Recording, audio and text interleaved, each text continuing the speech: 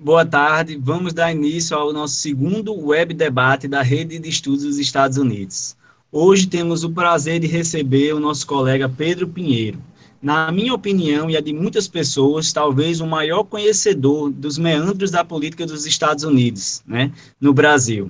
Ele que fez graduação, mestrado em História na UF, uma cria da casa, né? E nesse web debate nós temos pessoas do Rio Grande do Norte, Rio Grande do Sul, Rio de Janeiro, Minas, São Paulo e inclusive de Portugal. Pesquisadores de toda a parte do Brasil, no intuito de debater a história dos Estados Unidos. E agora eu passo a palavra para o nosso amigo Pedro Pinheiro. Uma boa tarde para todo mundo. Primeiramente, agradecer aí pelo exagero e a gentileza do João Gilberto, a brincadeira do João. E eu tinha planejado, na verdade, uma fala inicial bem curta, que seria mais ponderar algumas coisas, né, em relação do texto, né, quando me fazer uma fala inicial sobre eleições, né, a gente fez encontros em que a gente discutiu a nossa pauta, né, de encontros, e eleição foi um tema que chamou interesse de muita gente, em função da gente ter eleições esse ano aí, né, sempre um tema que atrai as atenções.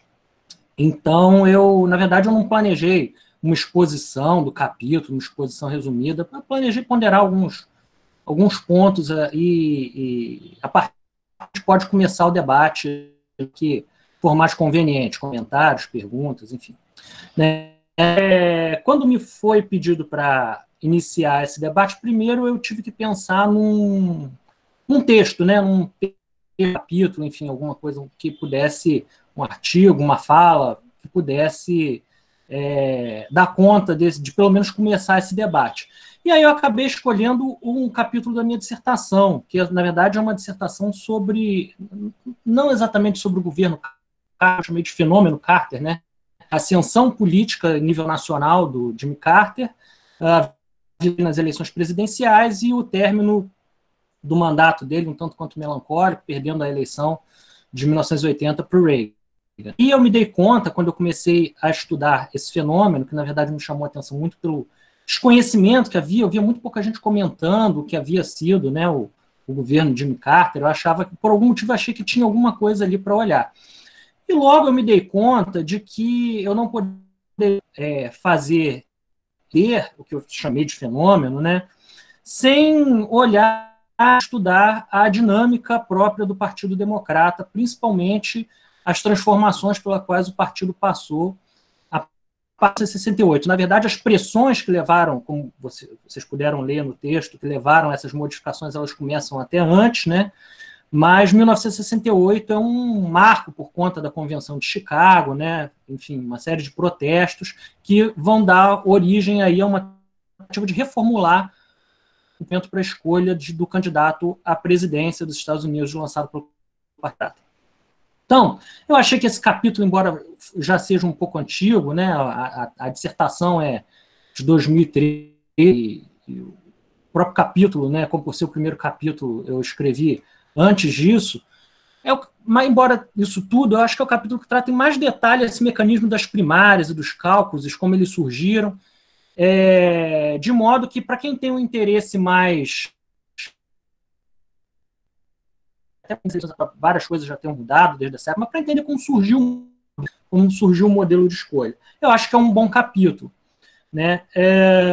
Mas, além disso, eu acho que tem mais ali do que procedimentos, né? Na verdade, um dos argumentos do capítulo é o de que esses procedimentos partidários, que por vezes podem soar um tanto burocráticos, na realidade, eles refletem, né, disputas, correlações de força que existem na sociedade, que encontram no partido para sua manifestação de insatisfações, né, também encontros, né, costura de alianças entre movimentos. O partido político, né, o Partido Democrata em particular, é uma instância que oferece esse tipo de relação, né?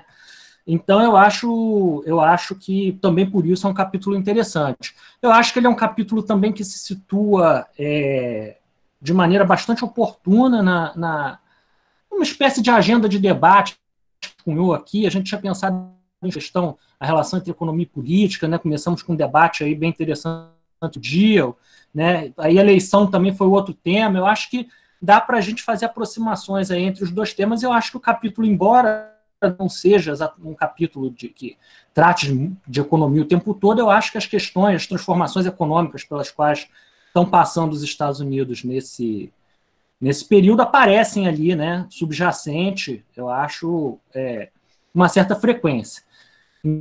A gente está falando ali, naturalmente, da crise da chamada coalizão do New Deal, né, como que a crise se manifestou dentro do partido. Acho que tem questões ali sobre a relação entre a chamada política de classe social, né, a política e os novos movimentos dos anos 60, né, políticas de identidade que estão chegando com toda a força ali no final dos 60 no Partido Democrata. O que mais? Poderia citar, enfim, essas questões já são questões até bastante substanciais que a gente pode ver ali, né, em loco, né, numa convenção partidária, como essas questões mais gerais perpassam a prática política cotidiana.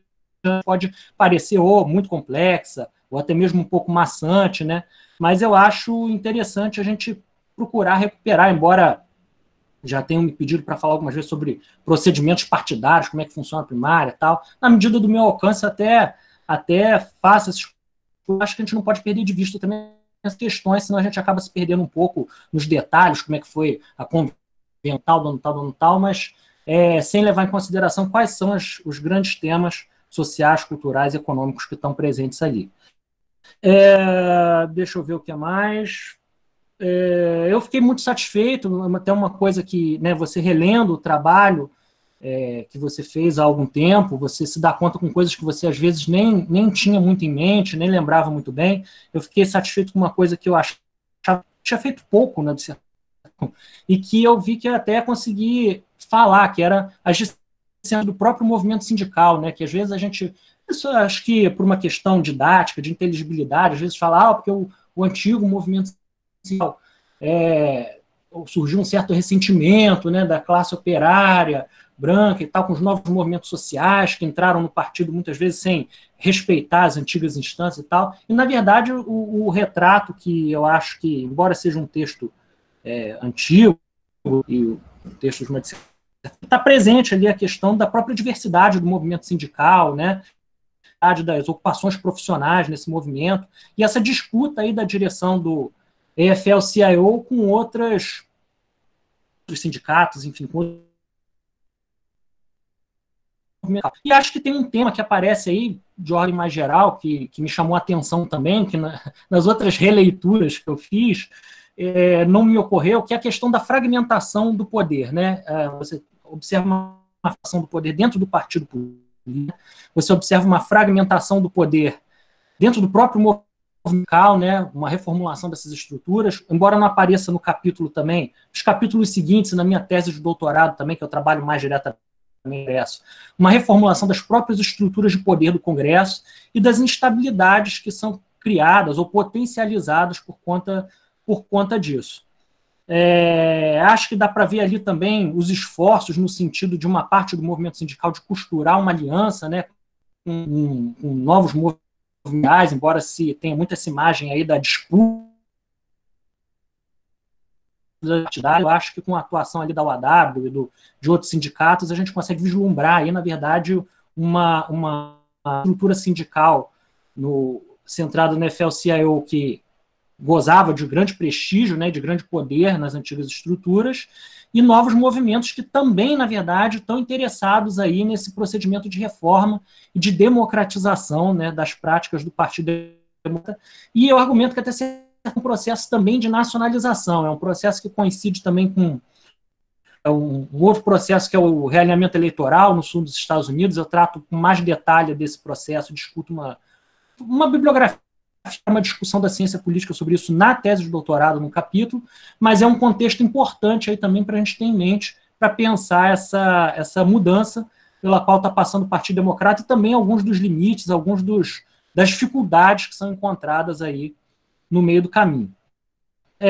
Acho que, não sei quanto tempo foi, mas acho que eu acabei elencando aí questões que a gente pode discutir. Se quiserem trazer outras questões para o debate também, eu acho que vai ser muito bom. Perguntas também abertas aí, eu vou abrir a palavra para todo mundo e a gente vai vendo como é que o debate flui. Tá certo? Então é isso, pessoal. Obrigado, estou à disposição.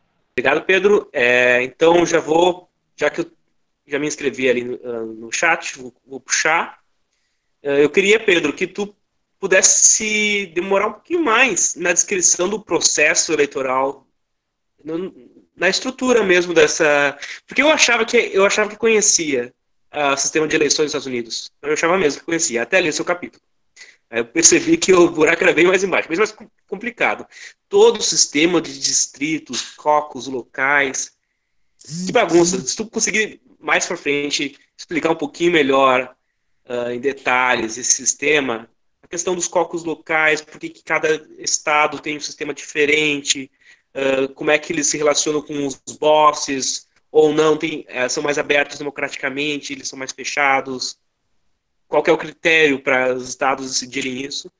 Se tu tiver o conhecimento, se alguém mais quiser explicar, essa é a minha questão. Aqui na ordem, depois de mim, tem o Flávio, eu acho que ele pode também já fazer sua contribuição, e depois o Iberê. Flávio?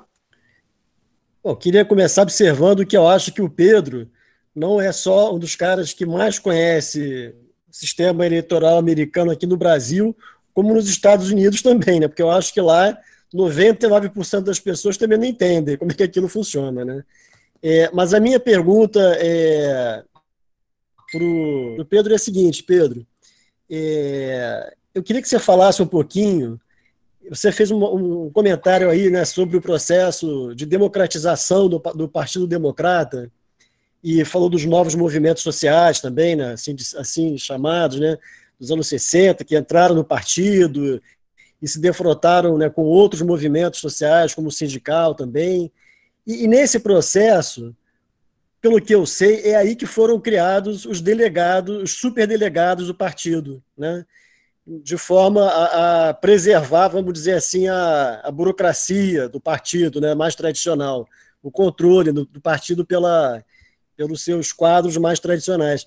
Então, eu queria te perguntar como é que é isso hoje, né, se nesse processo de democratização, se esses superdelegados eles estão sendo questionados, se a existência deles está sendo questionada. Não sei se você tem essa informação, mas se você tiver, eu gostaria que você compartilhasse com a gente. Iberê, se tu tiver uma pergunta, pode fazer também. E aí a gente fecha um bloco aí de 3 perguntas para o Pedro conseguir responder. E aí depois vamos para o Marco. Tá, não, eu acho que eu vou embarcar bastante nas 2 perguntas, mas puxando uma outra questão.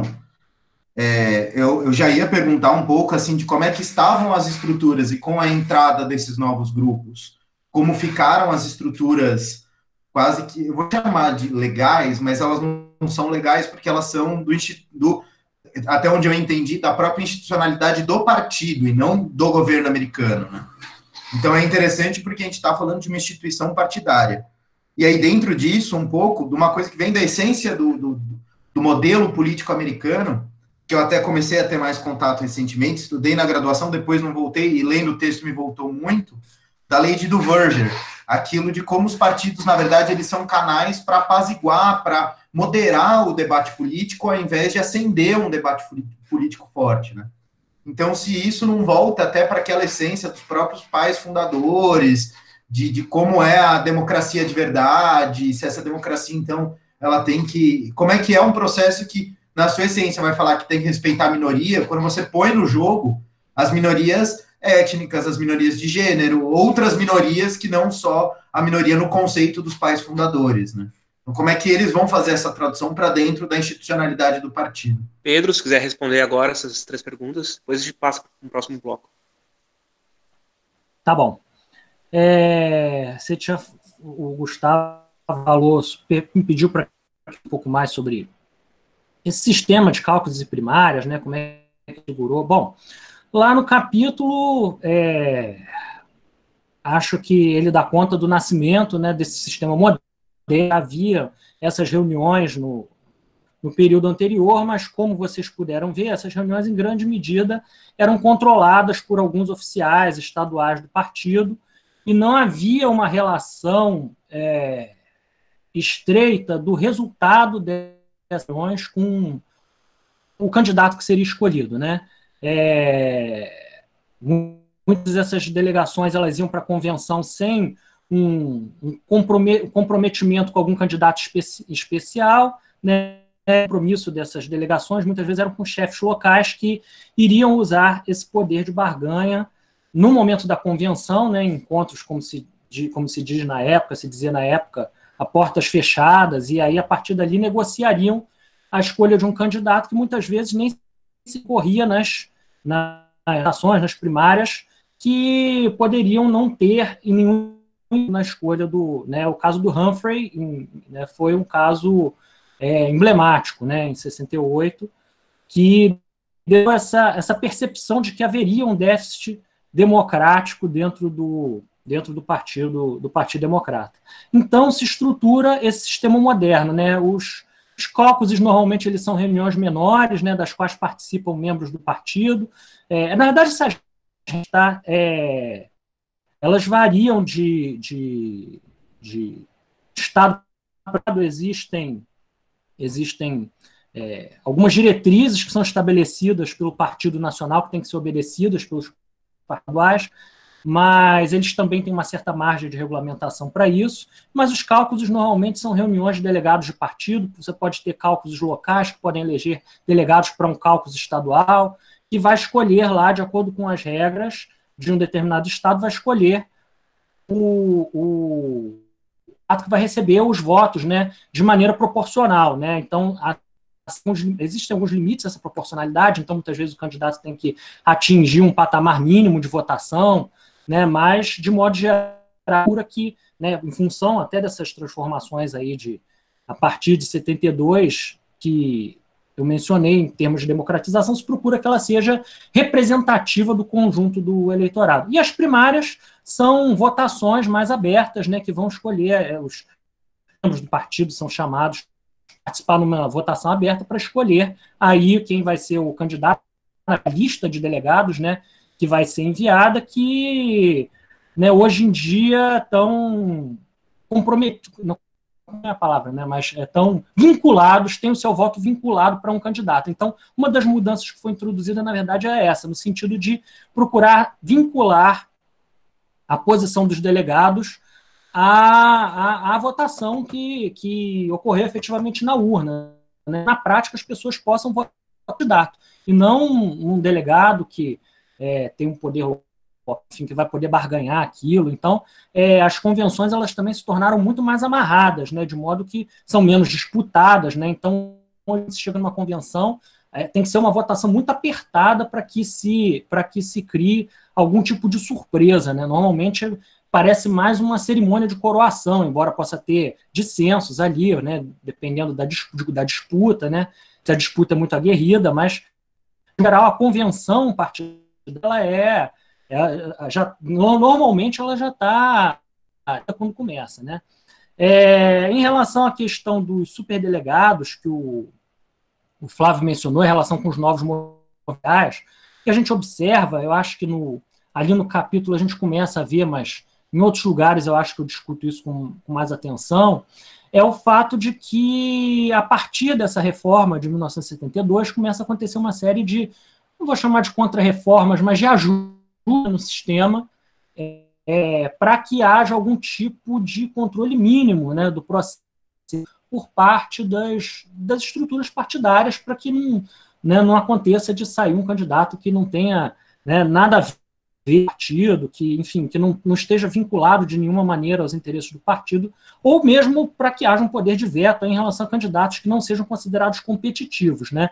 Essa questão da competitividade, principalmente a partir do final da década de 70, vai ser uma questão importante pautar essas reformas do Partido Democrata, tanto pela escolha de um candidato considerado depois muito liberal, como um candidato que, embora tenha vencido, né, tenha se tornado presidente, era um candidato que tinha algum dissenso em relação às tradições do partido, né, de grandes programas sociais com muito gasto, né, e tal, que na verdade acabou alienando alguns setores do Partido Democrata durante seu mandato, e nas eleições de 80 isso gerou um problema aí né, um problema aí em relação ao apoio desses movimentos, apoiando, na sua grande maioria, o Carter nas eleições, mas houve um desafio durante as primárias do Ted Kennedy, né, se colocando como o grande defensor dos programas da época do New Deal, que são a tradição do Partido da Pobreza também, né, bastante recuperada, contra o Carter, e que acabou desgastando o Carter, para além dos problemas que o próprio governo dele enfrentou. Superdelegados, eu acho que eles estão nesse contexto de mudanças que visam a trazer um pouco mais para o controle das partidárias, embora eu não veja como um mecanismo para manietar, eu acho que não é por aí, mas é de fato um mecanismo que permite que as elites partidárias tenham um maior controle, porque são delegados que não têm vinculação, com nenhum candidato a priori, e podem, durante a votação da convenção, escolher o seu próprio candidato. Então, geralmente não tem muita surpresa, porque se imagina mais ou menos quem os superdelegados vão escolher, mas eles podem, de repente, vetar um candidato, né, um candidato, entre aspas, né, eu uso essa palavra algumas vezes na dissertação, pode ser vetado na prática por um grupo de superdelegados. Hoje em dia, existem algumas regras que moderam o poder dos superdelegados, né? Para as eleições de 2020, os superdelegados eles só votam se a convenção for uma convenção que eles chamam de stalled, né, ou empatada, ou travada, né? Aí eles votar no sentido de resolver um impasse, né? Mas na primeira round de votação, com essa limitação à participação dos superdelegados. Então, na verdade, já houve um retorno, né, uma reforma dessa contra-reforma que foi feita. Tem outras mudanças menores, né? A questão a próprio surgimento da superterça, né, que favorece campanhas com maior, vai acontecer um pouco depois, campanhas com maior altura, né, dificulta a vida aí de candidaturas insurgentes com menos recursos, mas é isso. Eu acho que para traçar uma leitura geral, a gente tem uma abertura muito grande em 1972, né, inclusive com o estabelecimento de cotas, cotas para mulheres, para jovens, para negros, que logo depois das eleições de 72 isso vai ser revertido, né, mas ficam lá os princípios da ação afirmativa, da ampla participação, da transparência dos encontros, então esses princípios não se perderam. O que houve foi no sentido de realmente dar às elites partidárias algum tipo de controle sobre esse processo. Eu penso que seja por aí. Quanto à questão que o Iberê formulou sobre a questão das minorias, né, dos pais fundadores, eu não sei se eu não sei se foi isso que ele queria que eu falasse, assim, eu não sei se eu entendi bem a pergunta, mas se não for isso, me questionar de novo. Eu acho que essa questão das minorias, né, dentro do sistema democrático, a voz das minorias, certamente é um sentido de, como você falou, é um sentido de minoria diferente daquele que está se pensando minoria, são uma vontade da maioria, né? Tá, tudo bem, no contexto do Partido Democrata é um pouco isso também, mas isso é muito abstrato, né? Acho que estava se pensando naquele contexto do século XVIII em relação a um governo que possa se tornar tirânico, enfim, muito na linha da discussão dos autores clássicos da ciência política, né? Embora certamente deixe marcas, né, na discussão, acho que na cultura política, embora eu não goste de usar esse termo cultura política no singular, né, quando eu uso no plural, mas nas práticas políticas, na forma de vir a política, isso deixa alguma marca, mas certamente essa discussão está bastante atualizada dentro do Partido Democrata, e nesse contexto eu acho que ela está bastante evidenciada, né? Você tem uma série né, que entram no sentido que ainda são considerados minoritários, né? Eles não tiveram tempo ainda para estar a vida partidária, constituir alianças, né, grupos de advocacy, enfim, participar da vida partidária, e eles precisam abrir um espaço meio que na marra, né, meio que, né, se fazendo, no bom sentido, se fazendo presente. E aí eu acho que essas mudanças de 68 e 72 mostram bem isso. Agora, mostram também como essas minorias, entre aspas, são assimiladas do sistema partidário, né? E uma outra questão que eu acho interessante levantar, que eu não sei se foi também um pouco nisso que você estava pensando, é a discussão sobre o lugar das minorias no sistema democrático norte-americano, no liberalismo americano. Isso é uma discussão que, tanto na dissertação como na tese, eu pude identificar, né, em alguns momentos. Eu acho que até os discursos políticos do Carter, eu faço uma análise disso na dissertação, eles trazem um pouco o problema da funcionalidade da democracia em tempos da atuação comumente chamada de grupos de interesse, né, que são grupos minoritários, não necessariamente grupos vulneráveis, contrários, são representados como grupos que defendem seus interesses na esfera pública a partir da constituição de lobbies, etc., e de como o sistema político americano estaria tendo dificuldade de responder a necessidades mais de elaboração de um projeto mais geral, né? Um projeto político, um projeto de comunidade política em função de frequentemente capturado por grupos de interesse. E aí a definição de grupos de interesse vai de autor para autor, ou de político para político, né?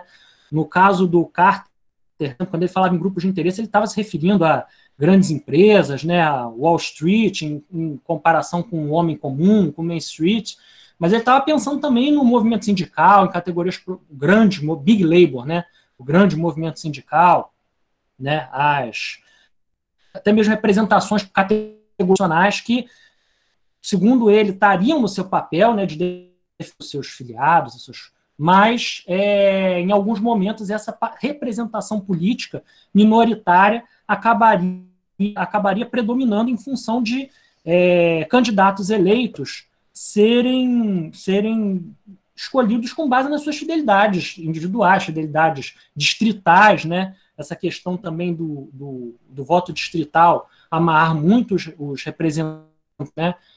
Principalmente a expressão nacional, a vontade do seu eleitorado local, né? Uma questão que, enfim, o Carter levanta também nos discursos dele, e que aparece no mandato, né? É a resistência do Congresso, entre outros motivos, em função da não concordância do governo com projetos geralmente projetos de infraestrutura que são propostos pelos congressistas, que são importantes, né, para garantir a fidelidade dos seus eleitores na próxima, e que analisa com base num critério, digamos assim, de mérito intrínseco, né, de projetos que realmente sejam necessários e tal. Isso foi, inclusive, uma das dificuldades que o Carter enfrentou com o Congresso, especialmente, não só apenas, né, mas também com os congressistas democratas, o que foi uma das surpresas que eu tive na minha dissertação. Então, acho que essa questão da maioria versus minoria aparece de diversas formas, tanto nesse debate dentro do Partido Democrata, né, e o debate que vai se seguir a partir dos anos 80, né, de refundar o projeto do Partido Democrata, né, de moderar o discurso, né, a fundação do DLC em meados da década, o Democratic Leadership Council, que é um grupo que vai servir inicialmente como uma espécie de fórum de discussão para lideranças do partido, que vão discutir como relaborar um projeto político que seja capaz de atrair novamente as maiorias e tornar o Partido Democrata viável do ponto de vista geral, sem também alienar esses grupos, né, sem também não se estragar a legitimidade das reivindicações desses grupos, mas de constituir digamos assim, um projeto político que seja capaz de atrair o interesse das maiorias, como eles dizem, não apenas de um conjunto de minorias. Bom, não sei se eu respondi, mas acho que já posso abrir de novo para que vocês comentem, falem alguma coisa. Eu acho que é o Marco agora, o próximo a colocar. O Iberê tinha pedido para fazer uma intervenção, se ele ainda quiser, eu posso esperar. É muito, muito pontual. Eu só ia pontuar dentro da fala se eu posso adotar uma leitura de que é um sistema de freios e contrapesos dentro do partido, esses superdelegados, e se isso é uma lógica nesse caminho, assim, né? Porque deu a ideia um pouco de que é um voto de Minerva para o partido não deixar descambar para um único projeto e para ser um projeto muito mais partidário que um projeto individual. Era só se cabia essa afirmação só. Eu falo vai fazer mais... Acho que posso falar, né? Foi só uma pontuação breve. Acho que não, beleza. Bom, assim, a gente usar esses... É claro, como eu falei, né? Esses grandes institutos, eles acabam deitando no imaginário, mas acho que a gente poderia falar nisso, em Freire contra Pepper, no sentido numérico, de se buscar um equilíbrio dentro do partido. Eu, pelo menos, não identifiquei, né, nas fontes, enfim, nos discursos com os quais eu trabalhei, referência direta a essa teoria, até porque é uma teoria que estaria muito no contexto das relações entre os poderes do Estado, né? Então, isso não é justificado nesses termos. Agora, sem dúvida nenhuma, é um mecanismo de procurar um equilíbrio dentro da disputa política, uma forma de viabilizar a condição, porque se existe um grupo que sistematicamente é excluído, a tendência é que ou você tenha uma flagração capaz de implodir um determinado grupo político, ou então, enfim, uma paralisia, mas ele acredita que de alguma maneira ele se torna disfuncional como uma instância de representação capaz de, né, reunir como fórum de discussão, ao mesmo tempo propor candidaturas viáveis. Então, eu acho que, na verdade, no sentido da busca de um equilíbrio de poder. Isso aí não dúvida, né, de buscar aí uma sintonia na qual todos se sintam contemplados. Acho que buscado até de maneira, né, tensa, né, então parece um pouco com a teoria dos freios e contrapesos, porque é uma visão dinâmica, mas acho que tiraria a teoria dos freios e contrapesos do seu contexto original. Mas a ideia seria mais ou menos essa. Acho que é isso. Então, Pedro, você tem um trecho aqui que você traz na página 63, que sobre a candidatura do McGovern, especificamente, né, virar um fantasma que assombra a esquerda do Partido Democrata. E me chamou muita atenção ao longo do seu texto, particularmente ao longo dos momentos que você trata da questão do McGovern nas primárias, o quanto se constrói ali uma narrativa do McGovern como radical que tem que ser derrubado. E aí você fala, inclusive, em um determinado ponto sobre ele ter despontado como o líder nas pesquisas e isso ter o ponto negativo de todos os outros se unirem contra o candidato que desponta como líder, né? E essa narrativa do radical versus moderado nas primárias democratas é uma narrativa que a gente encontra em outros momentos da história, particularmente a gente encontrou nas últimas 2 eleições, principalmente nessa última agora, nessa atual agora, né, entre o Sanders e o Biden. Esse caso de todo mundo se unir contra quem desponta como líder me parece ser muito semelhante ao que acontece com o Sanders agora, né, onde todos os demais correm para o Biden quando o Sanders começa a aparecer como radical com chances de conquistar a nomeação. E eu fiquei curioso de saber se você considera que essa estrutura narrativa de você eventualmente ter uma primária polarizada entre um candidato radical e um candidato moderado dos caciques do partido, na maioria das vezes, né? É uma estrutura narrativa que surge nesse contexto do McGovern, né? Ou seja, é algo que já acontecia anteriormente, só tornou a aparecer ali, né?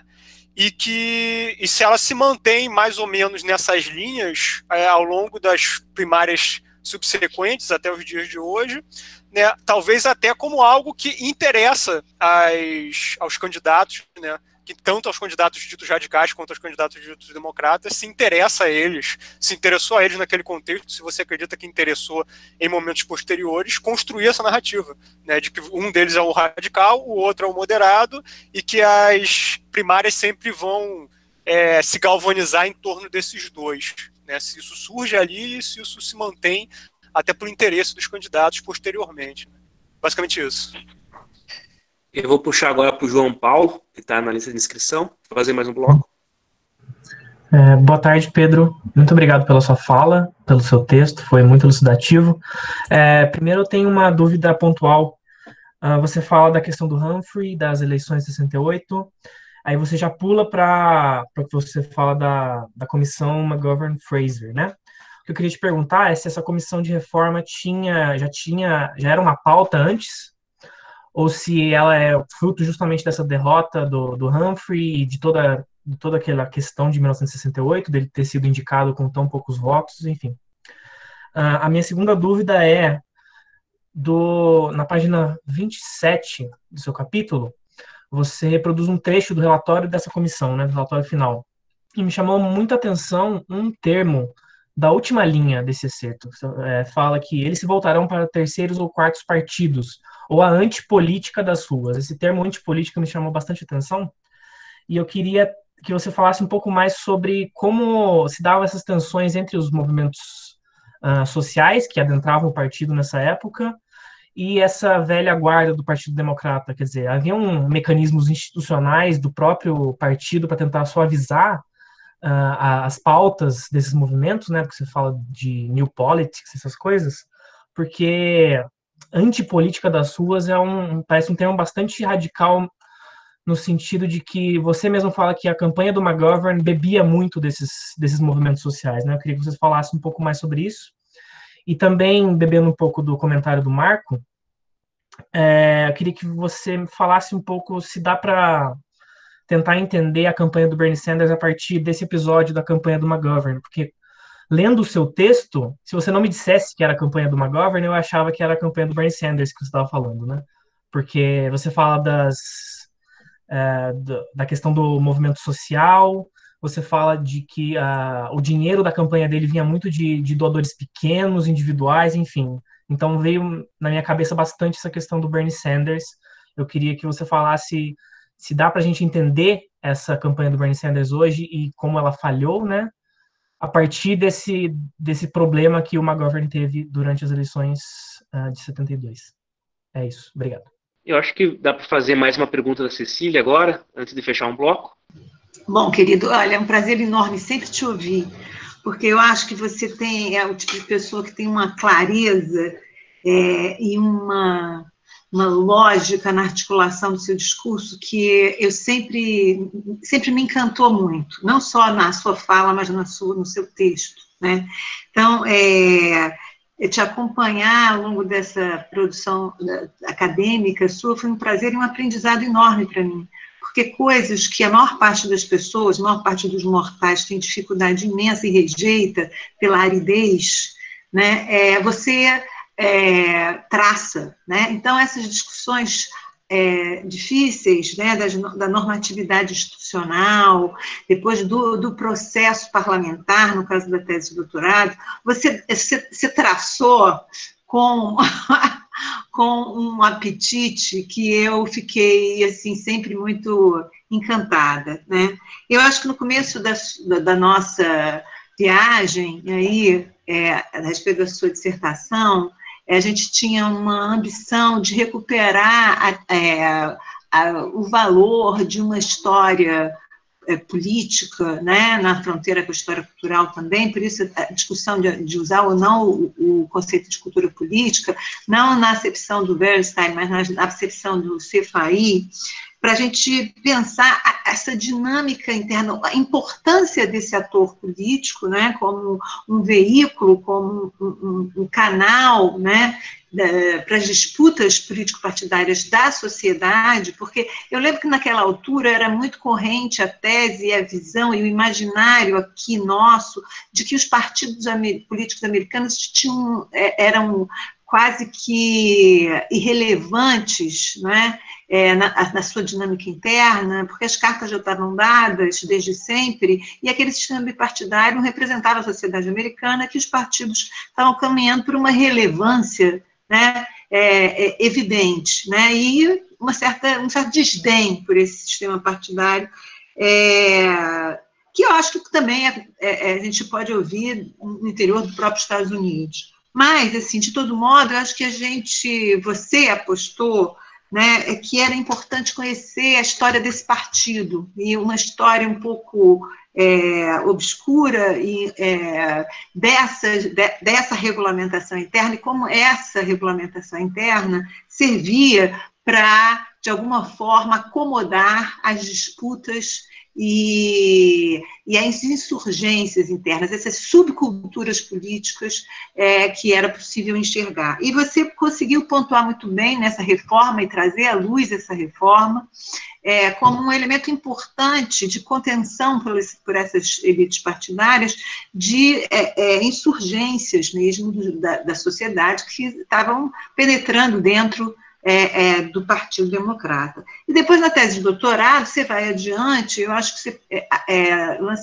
lança luz de maneira muito interessante nesse mandato do Jimmy Carter, do que ele representava, como foi difícil acomodar esse personagem, né, que era um pouco outsider, né, como ele não se amoldava muito bem no figurino, né, que se esperava, né, e como depois ele perdeu, né, tanto por causa disso, né, essa postura dele um pouco oscilante e que não se acomodava dentro das tradições do Partido Democrata. E, por fim, você aponta para a criação do DLC. Eu acho que você tem feito uma história do Partido Democrata que permite a gente visualizar um pouco no long run, ou nessa duração das 2 décadas, mudanças importantes, marcos cronológicos, inflexões importantes e atores, né, internos ao partido, que são variados, inúmeros, e que têm formas de ação muito próprias dessa sociedade, né, em termos de lobbies, de formação de grupos de interesse, né, e no caso da sua tese de doutorado, você aponta, e isso para mim era uma coisa muito importante, para a intervenção, por exemplo, do Black Caucus, né, naquele debate dentro do Congresso em relação ao projeto do Reagan de desmontar o welfare. Então, eu acho que você faz um trabalho excelente, né, e eu, diante disso, você me ensinou muito, eu acho que ensinou a todos, né, a pensar, né, a importância desse marco institucional e eu também, caminhando na linha de alguém que me antecedeu, eu te pergunto hoje, né, o cenário de hoje, quando a gente vê um outsider também como Bernie Sanders disputando 2 vezes, né, e com chance maior a cada vez, me parece, né, se isso de alguma forma não está acendendo uma luzinha vermelha, né, para as elites partidárias, no DLC, etc. Se bem que o DLC acabou levando, né, porque o Bernie acabou perdendo, mas, de todo modo, parece que essa insurgência e esses atores um tanto invisíveis estão conseguindo ter alguma consequência, né? Então, é um pouco por aí. Será que o DLC vai pensar em recrudescer ainda mais essas cláusulas de barreira interna, ou o Partido Democrata vai se abrir finalmente para outras normas, possíveis formas de convivência que sejam mais democráticas? Então, brigadão, Pedro, foi ótimo. Bom, vamos lá. Até acho que as perguntas dá para traçar uma relação aí, né? Muita coisa remetendo ao presente, a campanha do Sanders, né? Essa questão do radical moderado, a antipolítica das ruas, que foi mencionado, né? Mas apesar disso, eu vou responder a ordem, mas acho que tem relação uma coisa com a outra. Bom, eu acho que, em relação ao que o Marco falou, a tentativa de caracterizar como radical, de fato, é um candidato incomum para o que havia no mainstream do partido da época, mas não vejo como um candidato que não pertencesse à tradição partidária. Eu acho que não é nesse sentido. Eu acho que, na verdade, o rótulo de radical ele sempre vai aparecer, né? Se caso um candidato com uma postura um pouco mais arrojada, enfim, com posições que não sejam posições consensuais do partido, comece a ganhar uma disputa como essa, é inevitável que vão tentar colar o rótulo de radical, até porque é senso comum, né, de que as primárias seriam um momento em que propostas mais radicais e mais características do partido apareceriam, enquanto que na eleição geral, em novembro, na verdade, teria que se fazer um apelo aos eleitores mais moderados, né? Até certo ponto é verdade, mas acho que daria para criar uma discussão toda só sobre isso, se até que ponto é isso mesmo, ou se é isso mesmo ou não. Mas e isso também tem relação com o que aconteceu no Partido Democrata em 2015, essa discussão. Mas o fato é que eu acho que, num certo sentido, sempre vai aparecer, né? Principalmente se for um candidato que saia minimamente do eixo do partido. Não, pode reaparecer com formulações mais menos agressivas, vamos dizer assim. Não, é muito gente boa, mas não tem, as propostas são ideais, mas não tem como viabilizar essas propostas, são propostas muito... Aí vem o argumento orçamentário também, são propostas muito caras, né, ou não tem a demonstração a fazer. Eu acho que todos são os que estão gravitando aí em torno dessa questão do radicalismo, né? Acho que uma diferença fundamental com o Sanders é que, além de o Sanders o tempo ter sido um independente, né, eu acho que ele se identificar também com uma corrente democrática socialista, acho que isso é um diferencial fundamental em relação a tudo que vinha antes. Eu acho que o McGovern, embora ele tenha sido caracterizado como um radical, né,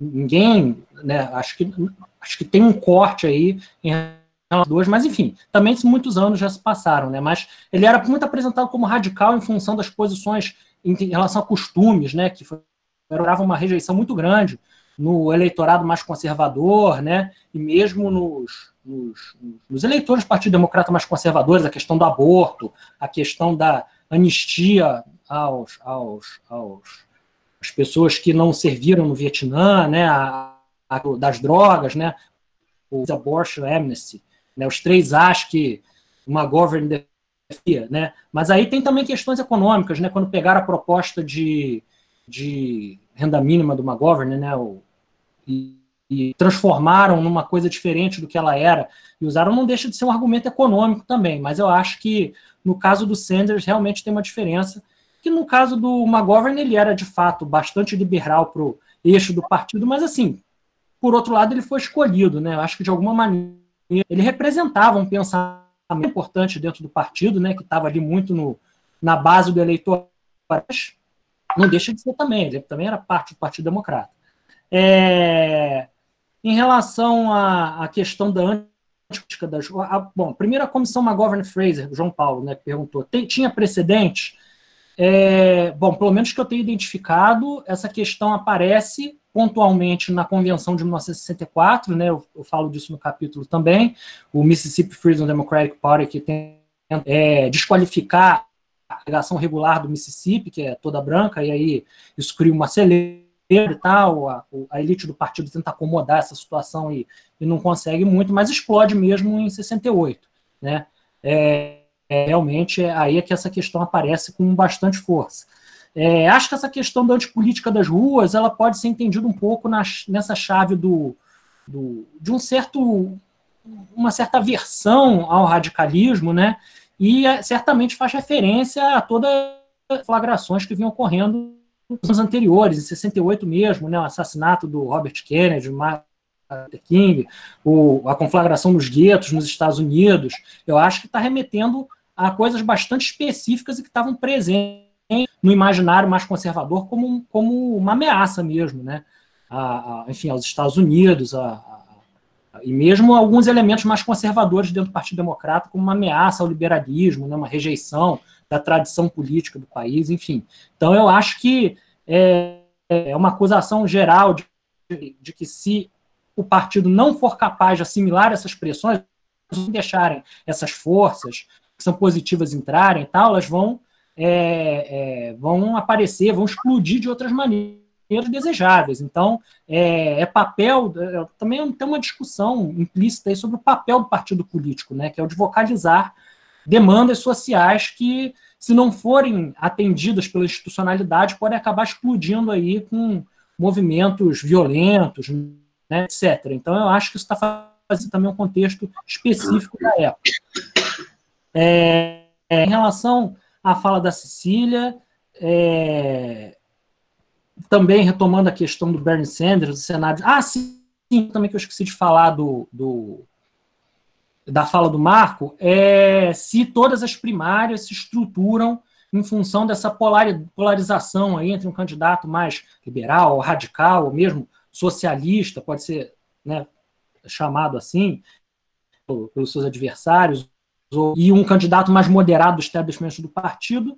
Não, na verdade, isso varia muito de ano para ano, de acordo com a situação do partido, a situação do país, né? Nós temos primárias que são estruturadas em apenas candidatos, né? Assim, sempre tem vários candidatos, né? Inclusive candidatos nos estados, né? Enfim, mas vamos pegar assim os principais, né? Vamos escolher, olhar para os candidatos mais competitivos. Mesmo assim, se olhar as primárias, se a gente olhar, por exemplo, as próprias primárias de 71 tiveram ali uma disputa, as primárias de 76 também, pelo próprio político do país, muito fragmentadas também. Então, não é sempre que se reproduz essa estrutura, né? Como eu disse, quando alguém começa a contar como alguém capaz de ameaçar, né, o establishment partidário, ser percebido como uma ameaça, aí isso aparece. Mas as primárias, de modo geral, elas costumam ser disputadas, umas mais, outras menos, né? Com as reformas nas convenções.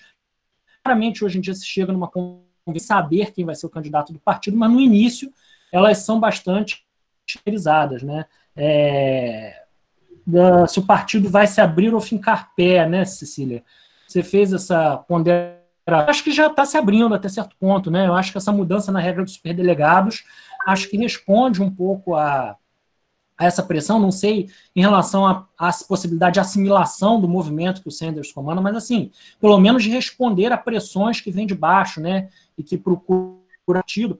Eu penso até pela própria formatação, né, da institucionalidade partidária nos Estados, essa pressão que existe, essa dificuldade de você canalizar a insatisfação para outros partidos, isso acaba vindo à tona nos partidos, os principais partidos de expressão nacional, né, embora exista outros, a gente sabe que é um sistema bipartidário de fato, com, eventualmente, candidatos independentes, né, que aparecem numa outra eleição, mas que não conseguem, conseguem, no máximo, tirar a vitória de alguém, mas não conseguem, em si, se apresentar como alternativas viáveis.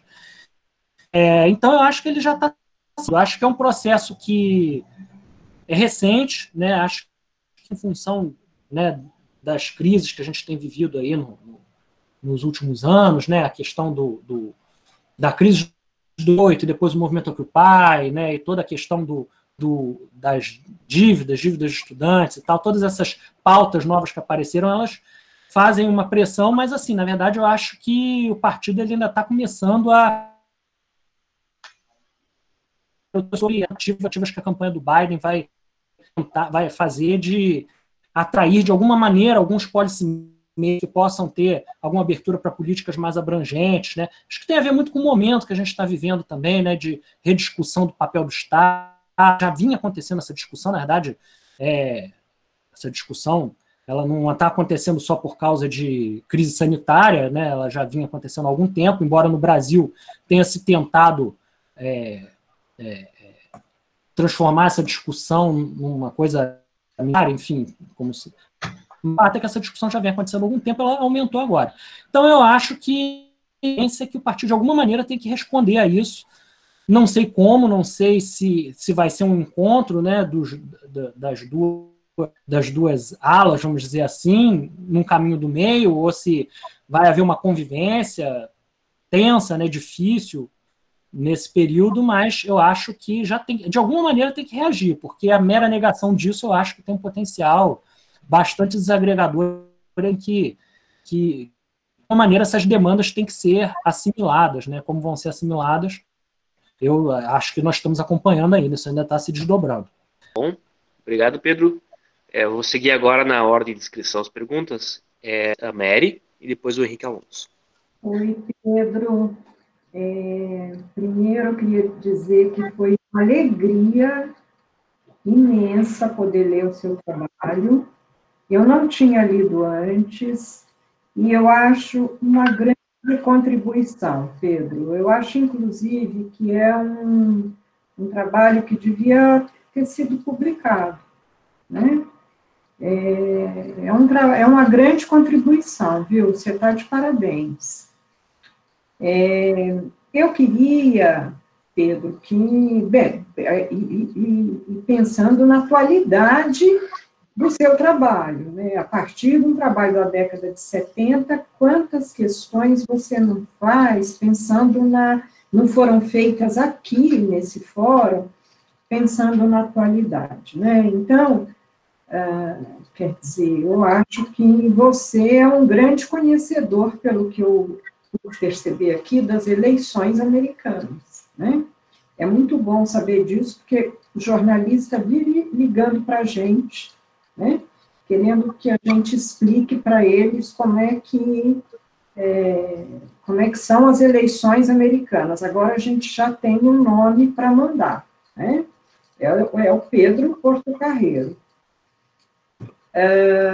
Pedro, eu queria que você falasse, porque você constrói um mundo aí, né, nessa sua dissertação, é um mundo que não é homogêneo, ele é conflituoso, ele é um mundo que tem tensões e uma tentativa de aparar uma série de arestas, né? Quer dizer, você toca num número muito grande de problemas. Eu queria que você falasse um pouco das suas fontes, né? Onde é que você se baseou para você chegar nesse contexto tão complexo? Porque eu estou pensando que está sendo gravado, né? E que um leigo talvez queira saber de onde você tirou isso tudo, né? Então, seria bom, queria ouvir você sobre isso, tá? Obrigada e parabéns pelo trabalho. Obrigado, Mary. Eu acho que o Henrique Alonso também pode fazer sua pergunta no bloco. Tudo bem, gente? Eu sou o Henrique Alonso, estou falando aqui de Natal. Um prazer estar aqui com vocês. Cecília está do mesmo jeito, né, Cecília? Estou morto de inveja de você, que, enfim, se aposentou, está aí na boa. Um prazer reencontrar a Mary e alguns outros colegas aí que eu acho que encontrei na defesa do João. Pedro, eu li aí o seu capítulo, não li a dissertação toda. Achei legal você falar dos meandros, né, internos do Partido Democrata e da disputa, né, inicial. Você retroagia ao final da década de 60, de tudo que houve lá, da disputa fratricida, né? Mas uma coisa que você não comentou muito, e não era exatamente o seu objeto de estudo, digamos assim, mas porque você ficou bem dentro do Partido Democrata, mas você até chega a dizer no início do capítulo que todas as ambiguidades do Partido Democrata, de certa forma, favoreceram ao Jimmy Carter, porque ele estava meio que no lugar certo, na hora certa, né? E uma das coisas que eu queria saber, assim, eu queria ouvir um pouco do seu comentário, não sei se você... o quanto isso foi importante ou não para você, é o seguinte, porque você se refere muito àquela herança da década de 60, que é correto, tudo que houve, o movimento dos direitos civis, 68, você agora lembrou o assassinato do Robert Kennedy, né, que esteve aqui em Natal, né, nos anos 60 também, o Martin Luther King, direitos civis e tal, mas, na verdade, quando lá o Carter chega para concorrer ao final do período do Ford, né, você tem um desgaste muito, muito grande dos republicanos, Nixon, Vietnã, enfim, uma série de questões, né, e os democratas, por várias razões, desde o período do Lyndon Johnson, não estavam conseguindo emplacar ninguém, né. Tinha essa disputa fratricida,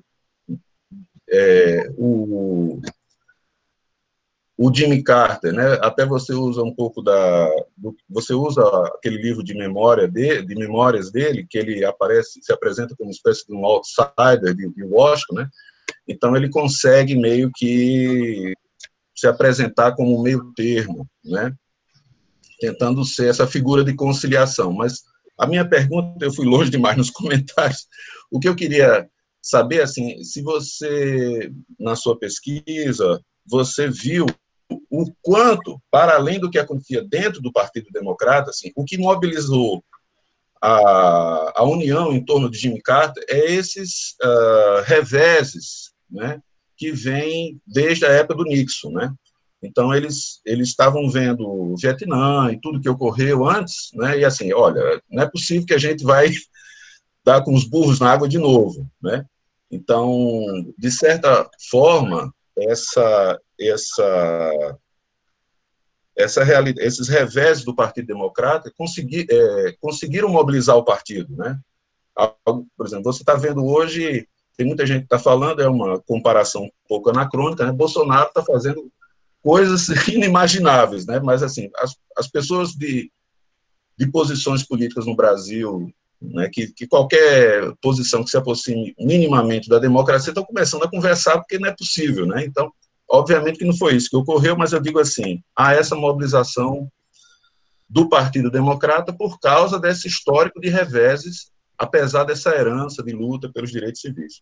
E uma outra coisa, Pedro, que você não fala nesse capítulo, mas você cita lá no final do seu trabalho, e eu só vi as citações, você colocou um livro, né? Essa questão religiosa, que é um assunto que me interessa, né? Você, inclusive, cita alguns teólogos que teriam inspirado Carter, né? Reinhold Niebuhr, Paul Tillich, Soren Kierkegaard, né? E você fala do papel da direita religiosa nos Estados Unidos, o quanto o Jimmy Carter inicialmente se aproximou desse movimento, ao mesmo tempo que também dialogava com outros movimentos mais progressistas ou liberais, e depois, por várias razões, ele perdeu o apoio desses movimentos, e esses movimentos mais conservadores, religiosos, foram lá, né, nos anos 80, já para o apoio para os republicanos. O Jimmy Carter, ele fala muito dessa questão religiosa, né? Existem alguns trabalhos que dizem o quanto ele tem essa origem batista muito forte, né? O quanto alguns discursos dele, como presidente e até durante a campanha, né, reverberam essa influência religiosa. Quando a esposa dele esteve aqui no Brasil e quando ele depois veio, né, em 78, se eu não estou enganado, né, eles tiveram vários contatos com religiosos, estimularam aquela iniciativa aqui do Dom Paulo Evaristo Arnes, e depois do pastor presbiteriano Jaime Wright, que criou aí o Tortura Nunca Mais, o Brasil Nunca Mais. Então, assim, ele trafegava em vários grupos religiosos. Você não falou muito disso, mas eu fiquei só curioso, porque eu vi a citação, né, você usou um autor que é o Flippen, se eu não estou enganado, você fez uma breve citação dele, e eu não sei se, como eu não li o trabalho todo, você me desculpe, eu não sei se você abordou de alguma forma o quanto essa questão, digamos, religiosa, influenciou o governo Carter, as suas políticas, né, porque esse era um ponto de tensão também, né, até porque também você tem essa herança democrática, os direitos civis e tal, Martin Luther King, né, que também tratou. Também apareceu no governo Carter, tá bom? Não sei se eu fui claro, acabei falando demais. Obrigado pela atenção, parabéns pelo trabalho e muito legal estar com vocês aqui. Olá a todos. Pedro, obrigado pela sua disponibilidade e pela oportunidade de poder ler o seu texto, que eu ainda não tinha podido ler. Não li por completo, pretendo fazer isso em breve. A minha questão vai se aproximar um pouco do que o professor Henrique Alonso tratou e também um pouco que o Paulo levantou também. Eu acho interessante que, no contexto dos anos 70, você opta trabalhar com o Partido Democrata. E seria um contexto que a gente costuma pensar mais no Partido Republicano, por causa de toda a conjuntura. E eu penso muito nessa questão da crise da democracia americana e dessa relação da crise do Partido Democrata com um contexto mais geral. E eu gostaria, se possível, que você refletisse um pouco sobre esse contexto todo dos anos 70, e a relação disso com o Partido Democrata nessa conjuntura. E pensando muito nessa questão da política das ruas que o João Paulo levantou. Obrigadão. Tá bom, vamos lá. Bom, a Mary me perguntou sobre as fontes. Eu usei, basicamente, além da bibliografia, né, que havia alguma bibliografia... tem muita coisa de ciência política, na verdade, sobre eleições, né? Então a gente acaba aproveitando muita coisa para...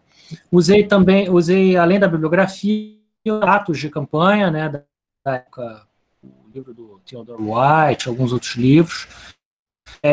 Usei a imprensa, né, usei notícias de jornal, tal. Isso na dissertação, né.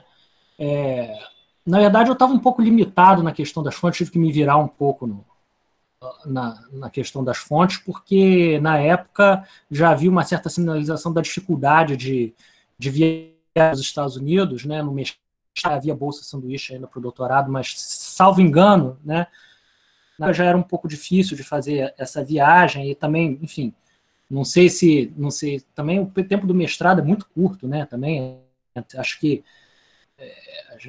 talvez acabasse ficando até sobrecarregado, e também eu tive uma certa dificuldade de localizar arquivos sistematizados com fontes do Partido Democrata na época. Eu me lembro que eu procurava e achava assim, arquivos de congressistas presidenciais, tem muita coisa em função dos presidentes, né? Então,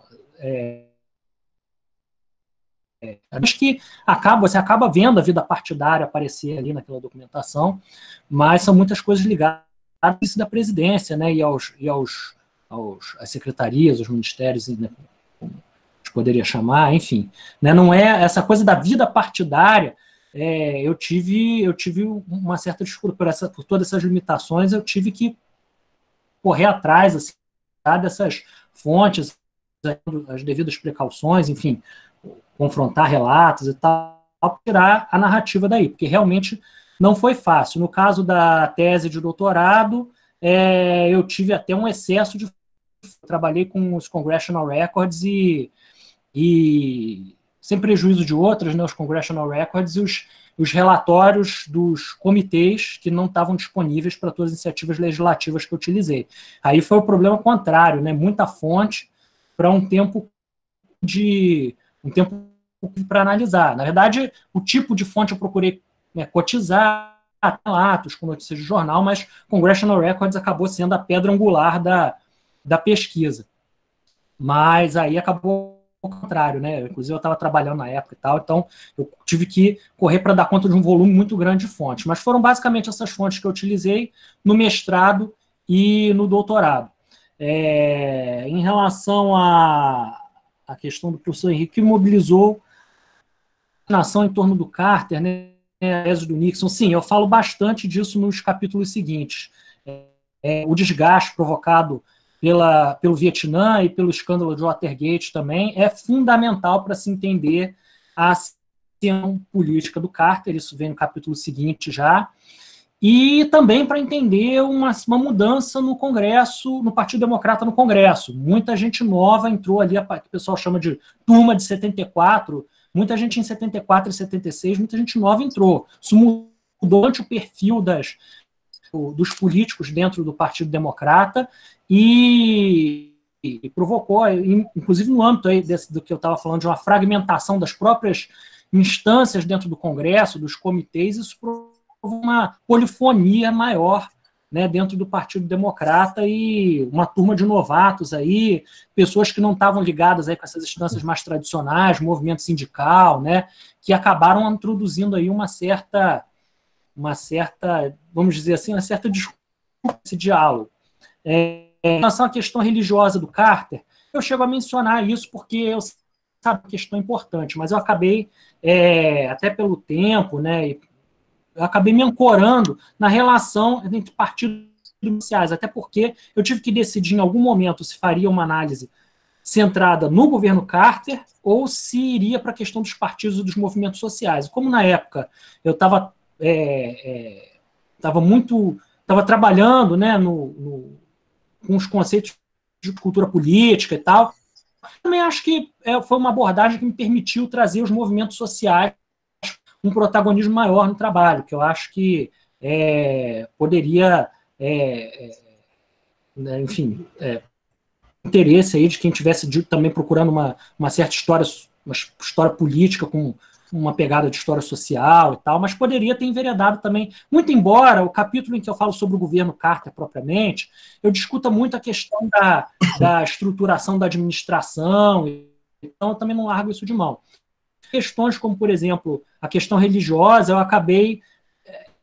aparece indiretamente, porque aparece principalmente quando eu vou falar da relação do Carter com o movimento feminista, uma relação muito complicada, porque o Carter, embora ele tivesse um apoio geral às demandas do movimento feminista, mas, na verdade, o movimento feminista colocava novas demandas que o Carter tinha uma certa dificuldade de conciliar, não só com as crenças religiosas pessoais dele, ele sempre foi muito zeloso dessa questão da laicidade, apanhou muito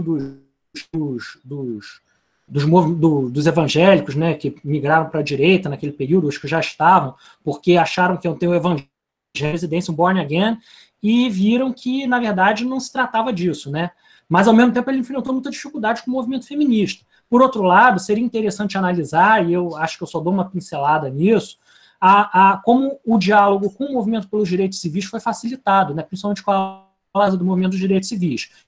É nítido, né, mesmo não tendo me dedicado às 1000 salas, aparece com bastante frequência, e, sem dúvida nenhuma, isso cumpriu um papel, tanto na construção, né, de coalizões, como também nas dificuldades que ele enfrentou, né, pela rejeição dos movimentos, enfim, o próprio movimento feminista e os próprios evangélicos rejeitando o que, em 76, eles viram como era um candidato desconhecido também, ele tinha um pouco essa característica, todo mundo depositava nele o que achava que ia ser bom, candidato novo, o candidato é evangélico, o candidato tem sul, mas é antirracista, não é, né, é um representante do Novo Sul, e aí cada um ia preenchendo essa imagem de um político, na verdade, a nível nacional, né, ele havia aparecido em capas de revista, etc., mas era representado como uma nova geração ali e tal. E então isso facilita, é por isso que eu falo no final do capítulo, e aí depois eu vou desenvolver essa ideia, que isso facilitou a eleição dele, mas dificultou o governo. Mas todo mundo queria cobrar alguma coisa que achava que conseguiria, né, o establishment do partido, os dos programas sociais do New Deal, né, viam com uma certa ressalva os discursos que ele fazia em responsabilidade fiscal, mas ele também não dizia que ia cortar os programas, enfim, não se tratava também disso. Então, na verdade, era uma figura que, inclusive o Carter, ele foi acusado, isso está no capítulo sobre as primárias de 76, a acusação que ele sofria era de ser flip-flop, né, flip-flop on issues. Ele dizia uma coisa aqui, depois outra, e ninguém sabia muito bem, no final das contas, o que ele estava defendendo. Então, ele sofreu muito com essa acusação na campanha, e isso eu não saberia quantificar, né, porque aí teria que fazer uma análise estatística de pesquisa, eu também não cheguei a enveredar por esse caminho, mas certamente teve algum impacto na popularidade dele durante as eleições, né? No final das contas, foi uma eleição apertada que ele teve com o Ford, não foi uma eleição fácil, e no início se achava que ele teria muito mais facilidade do que ele teve de ganhar a eleição, então ele foi sendo desgastado por essas questões, lembranças, né? Mas é o governo mesmo que vai evidenciar, né, todas essas tradições que o discurso do Carter tinha, com uma tradição, não só com uma tradição partidária, como com expectativas políticos, né, congressistas e tal, que finalmente vamos ter um democrata na presidência, depois de tanto tempo vamos poder recuperar os programas do New Deal, da guerra à pobreza, e quando iam conversar com a Casa Branca, viam que, né, a situação era mais difícil do que eles imaginavam. Não sei se... Quanto mais, é basicamente isso que eu pude ver. Em relação ao Carlos, anos 70 a gente costuma pensar mais no Partido Republicano, é verdade, isso foi uma das coisas que me levou a eleger o governo Carter como objeto de estudo, né? E aí, no caso, acabei enveredando pela vida partidária para olhar como é que o Carter tinha chegado onde chegou, né? Então, um dos fatos, uma das, vamos dizer assim, pode-se dizer um ineditismo, não, né, pelo menos na língua portuguesa, era que se falava muita coisa sobre conservadorismo nos anos 60, né, a ascensão do Reagan e tal. E, na verdade, eu me fiz uma outra questão, mas o que estava acontecendo do outro lado, né? Os autores chegam a contextualizar o Carter como uma pré-ascensão do conservadorismo, do novo conservadorismo.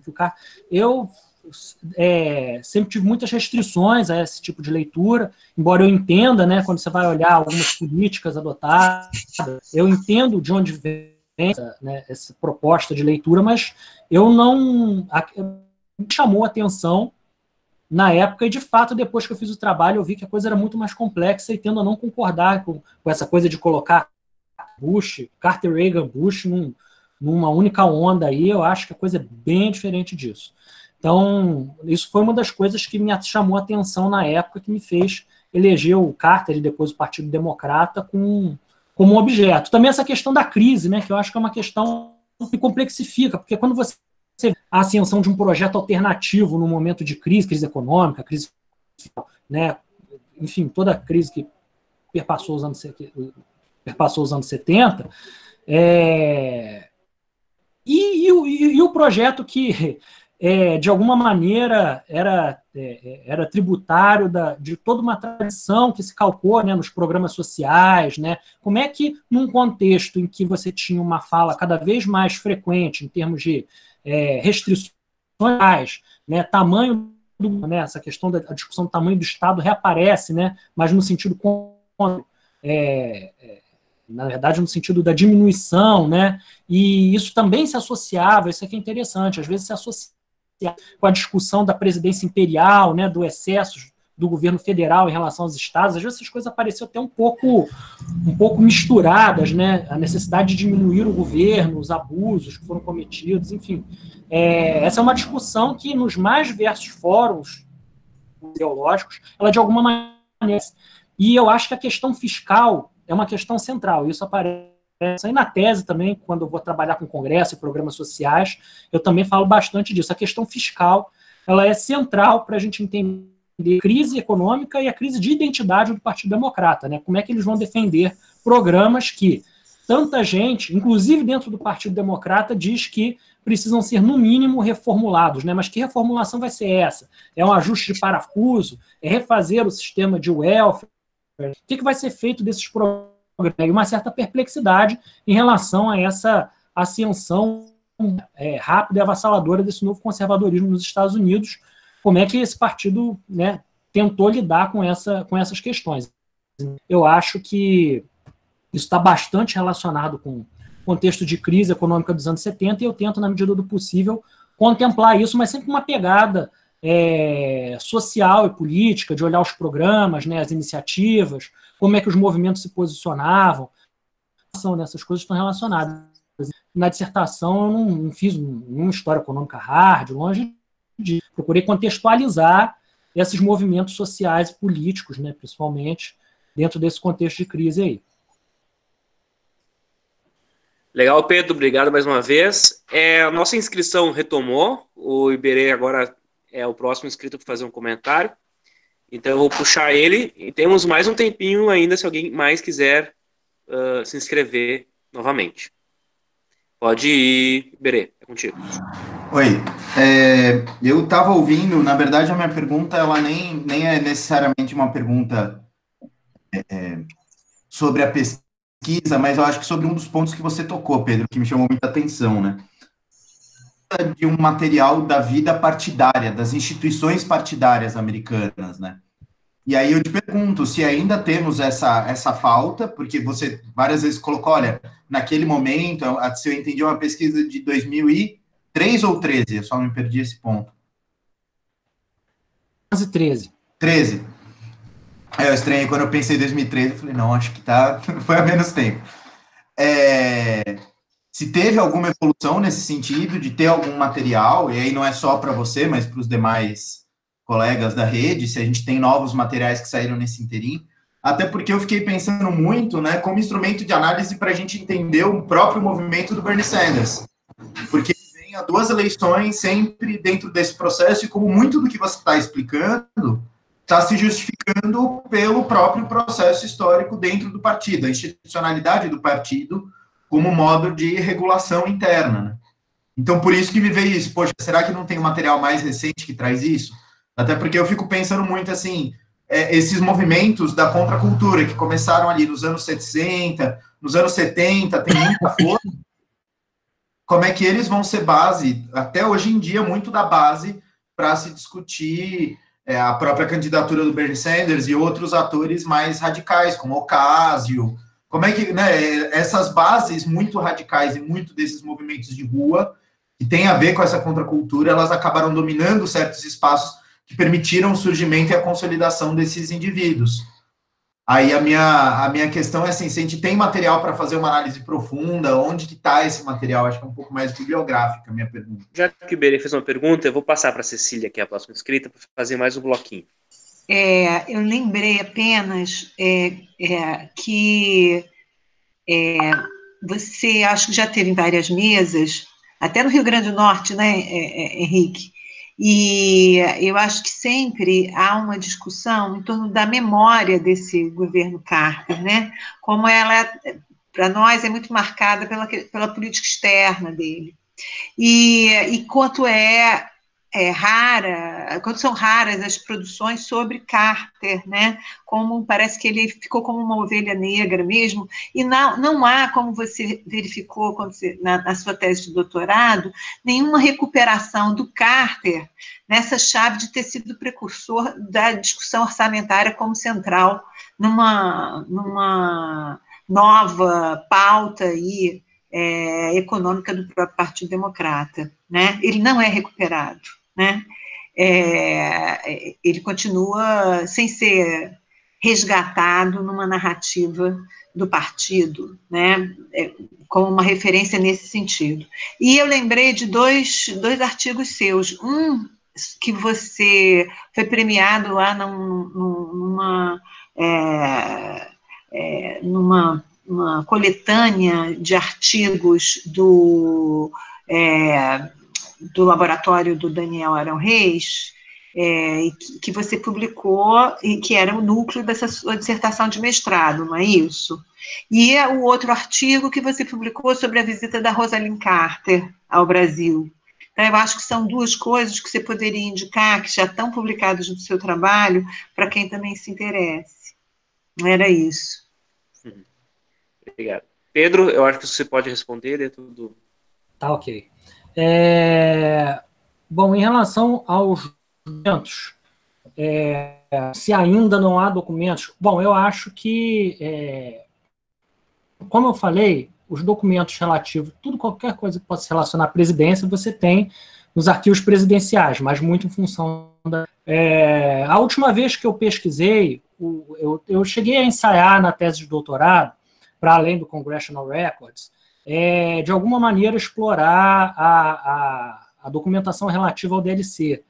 E eu acabei descobrindo que tinha uma documentação que ficou lá guardada, e depois do DLC, me parece que a Clinton Foundation incorporou de alguma maneira isso. Eu não sei exatamente como que isso foi, onde é que isso está hoje, né, fisicamente falando. Eu sei que existe essa documentação, eu acabei não indo também em função da falta de tempo, enfim, não tinha recurso, trabalhava ao mesmo tempo, mas há alguma documentação. Eu sempre procuro, eu tentei contato com o canal do Partido Democrata, mas não tive resposta. É um canal realmente para você se filiar, ação e tal, não tive uma resposta automatizada, não houve nenhum tipo de feedback, embora eu acho que é mais pelo canal, né, e por não ter um interlocutor do partido. De repente, se eu conhecer algum interlocutor do partido, ele pode me dizer onde é que tem documento, onde é que está. E pela observação da bibliografia que eu utilizo, tanto no mestrado, mas no doutorado deu para ver isso bem, você tem arquivos de congressistas.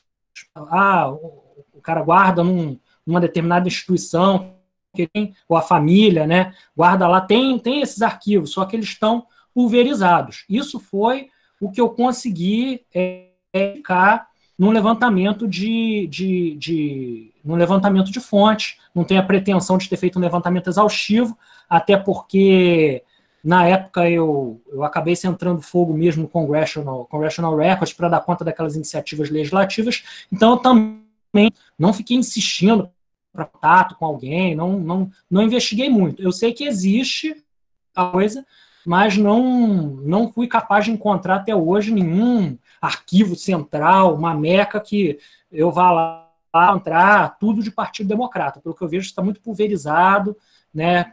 De repente, conversando com alguém que ou faça parte da vida partidária, né? Pode ser que alguém dê alguma indicação. Acho que tem algumas coisas com partidos estaduais também. Provavelmente toda essa vida partidária estadual, né, devem ter. Agora, qual estado de ação disso, quanto eles guardam ou não guardam, isso aí realmente foi um levantamento que eu comecei e acabei ficando pelo meio do caminho, mas eu nunca achei nenhum arquivo central nada que pudesse facilitar a vida de quem quer fazer uma grande história do Partido Democrata. Se eu quisesse escrever a história do Partido Democrata hoje, dos 60 até os 2000, provavelmente eu teria que ficar viajando pelos Estados Unidos atrás de documento em diferentes lugares.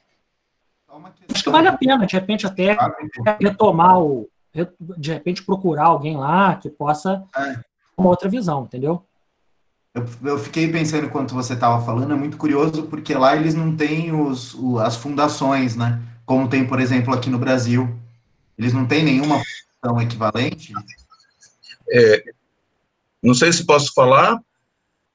Enquanto você falava, Pedro, eu fui lá na Jimmy Carter Library, e, assim, não é das maiores daquelas bibliotecas presidenciais, né, mas eles têm, eu botei um link, eu nunca usei, de repente você já usou e sabe mais disso, porque você pesquisou, né, esse material, mas eles têm um link para arquivistas da instituição, né. Eu estudei a época do Kennedy, e quando eu fui na Kennedy Library, antes de ir lá, eu mandei e-mails, assim, também, e algumas coisas que nem estavam lá, eles tinham pessoas que pesquisavam e davam alguma indicação. Não sei se, no caso do Carter, isso pode ajudar para quem, porventura, tenha interesse. Mas é uma dica. Não sei se hoje é bom. Não, claro. Mas na época, eu cheguei a entrar em contato com a Carter Library e achei muita coisa até mais centrada naquilo que toca o cara. Tem lá material de campanha do Carter, tem umas coisas, não é que não tenha nada, entendeu?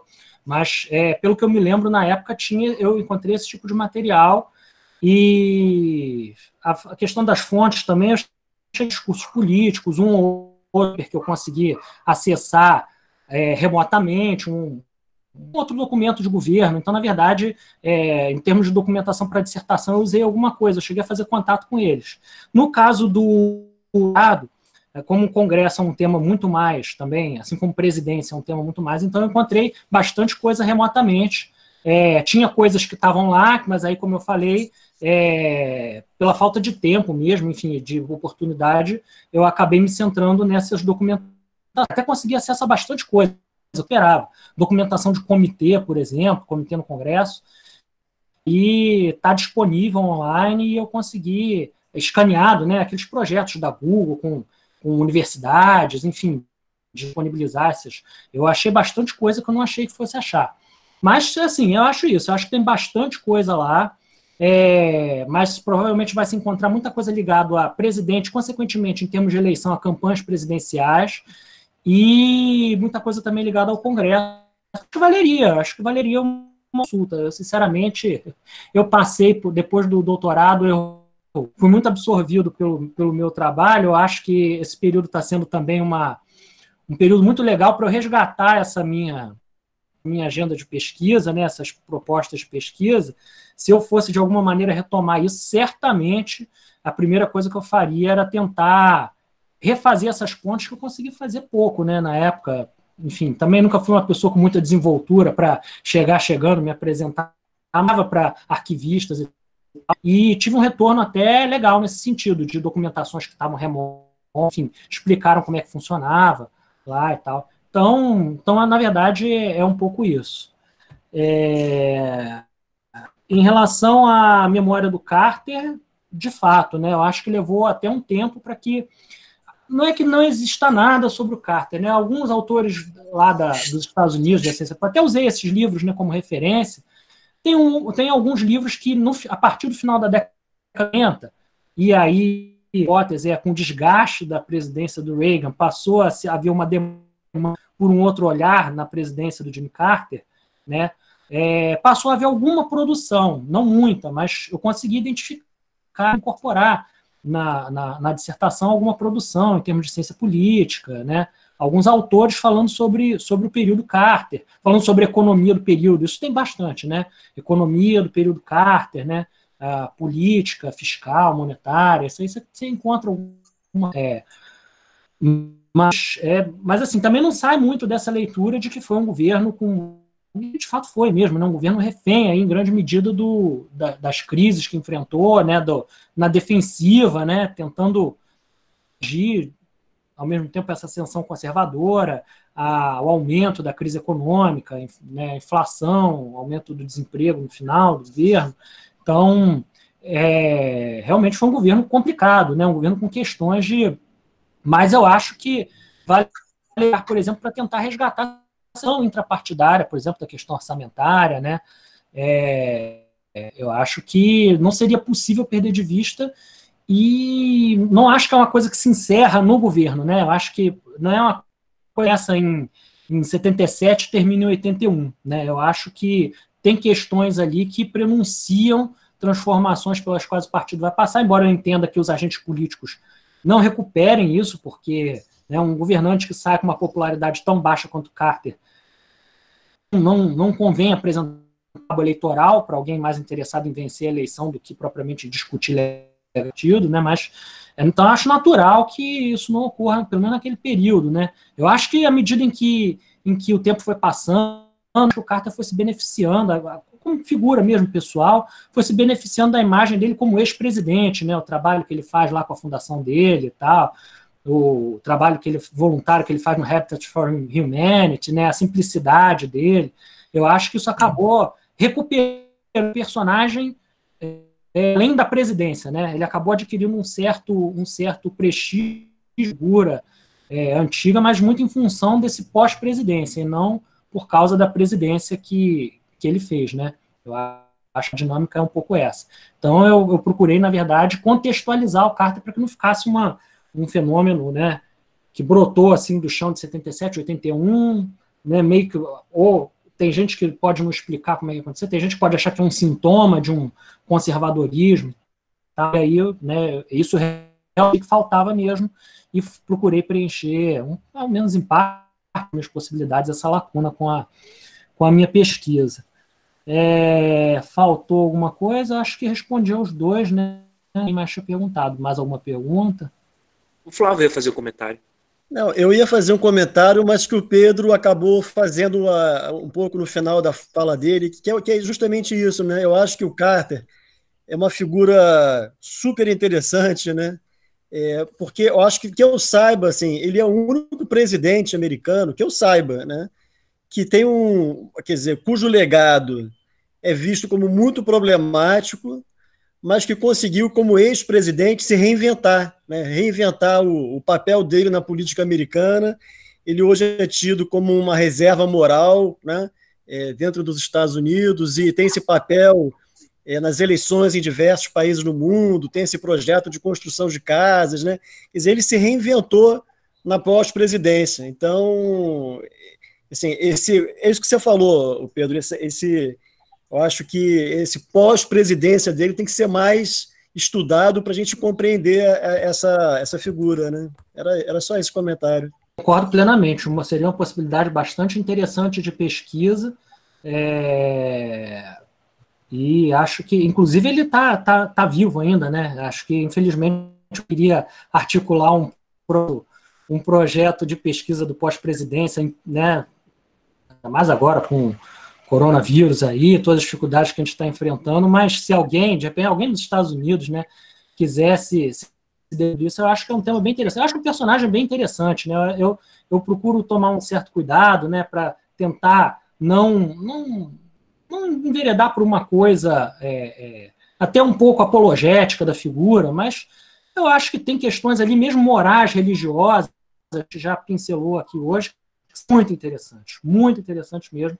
Eu acho que valeria uma pesquisa bem interessante, seria uma boa possibilidade de pesquisa, até, enfim, de conversar com ele, ou com pessoas que, né, convivem com ele, enfim, recuperar essa história aí, que eu acho bastante curiosa, bastante interessante, e teria bastante coisa para se pensar em termos dessa cultura da qual ele faz parte. Aqui no Cone Sul, Cecília até referenciou aqui do Brasil, né? O período do Carter, ele é muito referenciado, né? Quando a gente fala de política externa nos Estados Unidos, nas ditaduras, quer dizer, o período do governo dele é um grande diferencial, né? É um grande diferencial. Embora que depois, por causa do que ocorre no Irã e tal, o legado dele fica muito ruim, como o Flávio falou, né? Mas, a posteriori, ele fica muito bem na foto. Você vê o último encontro de todos os presidentes, né? Lembrando que tem essa cultura do presidente, o dia do presidente, né? Como todos devem conhecer. Quando morreu o Bush pai, estavam lá todos os presidentes vivos, você vê como isso reverberou na imprensa. O Jimmy Carter está muito bem na foto. Ele é tratado de uma maneira, mesmo gente assim mais conservadora trata ele de uma maneira, digamos assim, até respeitosa. Ele não é um cara como o Bush filho, né, que é aquela desgraça lá, mas enfim. Eu acho que ele talvez seja isso que o Flávio falou, se reinventou mesmo. Eu acho que ele é um cara assim que não sei, não tem muita influência no Partido Democrata, mas como referência, como você falou, Pedro, com propriedade, eu concordo plenamente. Ele é uma pessoa que está muito bem na foto, é muito ouvida, assim, é um referencial, ele é. Né? Agora, uma outra observação só também, sobre a política externa dele, essa coisa dos direitos humanos, ele teve uma importância grande aqui na América Latina, de um modo geral, né? Até a Dilma faz referência na importância dele, do Jimmy Carter, para os presos políticos, inclusive ela pessoalmente, né? Agora, uma observação que eu acho que é importante a gente fazer para modular um pouquinho isso, né? E talvez a Cecília, que conhece um pouco mais política externa americana do que eu, pelo menos, né? É que ele não teve esse mesmo papel em relação a outros regimes autoritários na Ásia, na Indonésia, né? E que também tinha um apoio americano, né, durante aquele período, né? Então, assim, eu tenho admiração pessoal por ele também, eu não tenho problema em afirmar isso, mas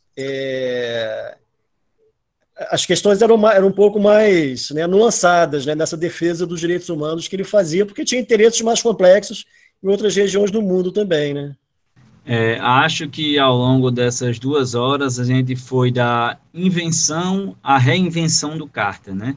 Saiu dos meandros políticos lá iniciais das perguntas sobre como funciona a eleição e paramos agora no legado, às vezes problemático, às vezes positivo do Carter, né? Então acho que para a gravação, eu acho que esse é um momento da gente fazer o encerramento desse nosso segundo web debate e já deixar a propaganda para o próximo, né?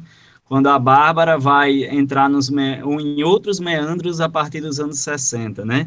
Vai para o welfare state, né? Vai no Lyndon Johnson e outros temas que são relevantes para a comunidade acadêmica que estuda os Estados Unidos.